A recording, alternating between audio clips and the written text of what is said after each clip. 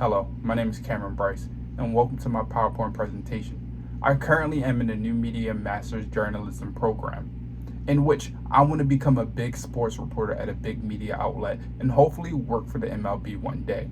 I have big aspirations, including launching my own podcast and sports media company, and getting my master's degree at Full Sail University could help me reach those goals.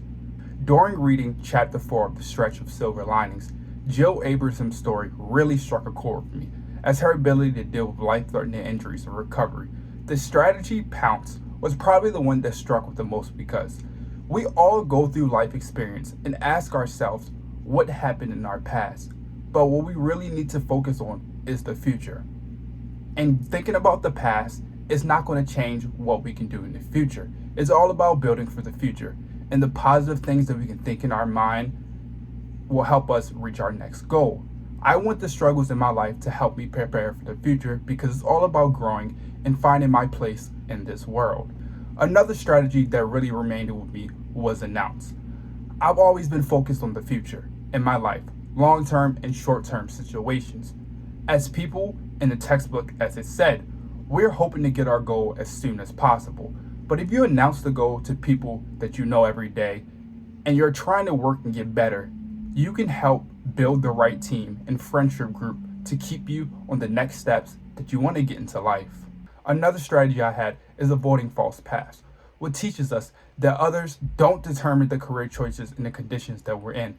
If you have a desire, you have to go out and chase it no matter what. That is the plan for greatness. I think about LeBron James all the time. He graduated from high school as one of the best prospects we've ever seen. And a lot of people wanted to determine where his career would go to, but he never let that influence anyone. He strived for greatness, as he says all the time, and he maintained the focus that he wants to do in his career, which was become one of the best NBA players of all time and help change the world for the better. My final strategy is renounce, which I learned from reading the textbooks from Brian Ray, an assistant professor, and how he received numerous rejection letters in his story. So I've always applied for big time jobs, and I've always received a call back saying my resume is fine, but we're moving to the next candidate and he fits our direction of our franchise. I would face rejection, and I didn't know how to handle that, but I realized rejection is only going to make you stronger in the environment I want to be in. That must serve as a purpose in life. We have to use rejection as motivation, and I will continue to do that over the course of my life. Here's a tale how I believe the fourth method of dealing with rejection has helped me prepare for the future in my life. I played baseball. I had aspiration of going to the MLB, going to Japan, and playing professional baseball, but it didn't work out. And then the sophomore year of my college career, I decided to transfer to Dan Patrick School of Sportscasting. I had no background. I had no idea what I would hope for, but I knew this is a challenge.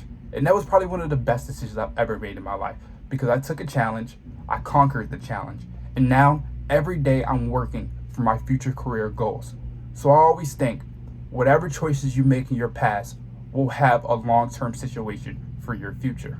I've worked numerous of jobs, but none of them been the objective that I've been striving for. So I decided to take a step back, return to school, and earn my master's degree to help me develop new approaches in the workplace.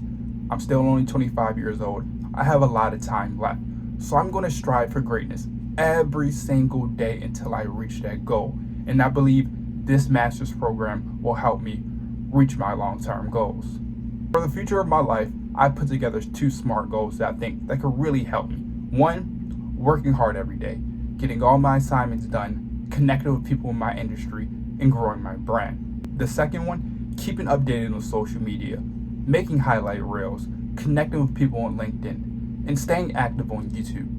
As a freelance sports reporter, I do a lot of MLB content on my own, and it's helped me prepare. I've gained a social media presence, so as long as I keep that and let people in the job environment know, and hiring managers, that I'm always working every day, one day I'll reach my goal. Thank you for watching my presentation, and I hope you have a wonderful day.